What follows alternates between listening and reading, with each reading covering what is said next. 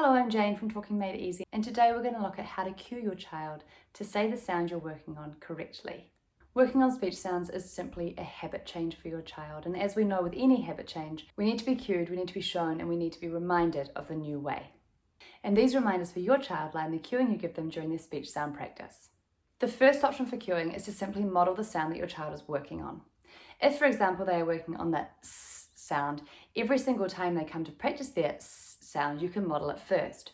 S, s, s. If you're working on the sound with the vowel, S, A, S, A, you can offer the model as your cue. And if you're working on it in words, sun, sea. Again, you are cueing purely through modeling. If you find that modeling alone is not enough for your child, you can bring in a choice question. This is simply where you offer two choices. You offer the sound they are currently doing, and you offer the correct sound. For example, if your child is saying hun for sun, then you can say, is it a hun or a sun? Let's try that one again. So first of all, I demonstrated what they are currently doing. I then demonstrated the correct response, but notice that I also added emphasis to the correct response because I want the correct response to stand out more than what they are currently doing. This is how we encourage them towards the new normal. To really strengthen your cue, you can use your model and your choice question all at the same time. For example, if we're working on a k sound at the beginning of a word and the target is cat, you can start off with a model. It's a cat. Your turn. They may have a go and say, it's a tat. Now you can bring in your choice question. Is it a tat or a cat? Let's try that one more time. If they have another go and again say tat, then you have two choices.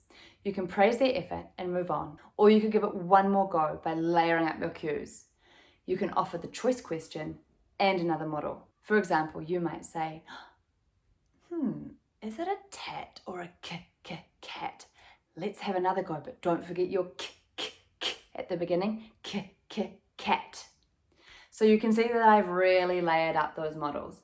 I've given the choice question, I've given emphasis to the target sound, I've given another model, and then I've also given the sound on its own, cat. All of these cues are setting your child up for success with their speech sound production. Remember, we don't want to push too hard, so if your child is shutting down at all or showing any resistance, move on to the next target. You can still use your cueing on the next one. Rather than staying stuck and trying to get this word right, cat, you're better off to praise their effort and move on because you want your child to have a sense of success, of moving forward. Even if that means that they haven't got it right, we can still move forward onto the next target and you can give your cue on the next target. And remember, if you hear a correct production of the sound, you want to give specific feedback. Oh, I loved that kiss sound. That was such a great kiss sound. Let's do the next one. And then you can start your cues all over again. There is no such thing as too much cueing. You want to support your child to achieve success as much as they need. So next time you're practicing your speech sounds, have a think about this cueing. Give them the model, give them the choice question, add the emphasis, and where needed, layer all of these elements up to give a cue that's going to lead your child to success with their speech sounds. Most importantly, have fun and happy chatting.